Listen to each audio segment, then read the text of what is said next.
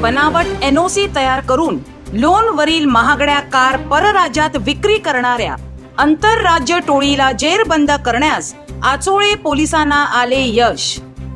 विविध राज्यांतून 2,34,53,302 किमतीच्या 12 कार जप्त. दिनांक 28/9/2023 रोजी यातील फिर्यादी यांनी फिर्याद दिली की त्यांना ऑक्टोबर 2022 मध्ये आरोपित याने तो बँकेचा CA आहे अशी ओळख करून देऊन तो बँकांचे ऑडिट करीत असल्याचे सांगून फिर्यादी यांचे किराणा दुकानाच्या व्यवसायासाठी 2 कोटी लोन मंजूर करून देतो असे सांगून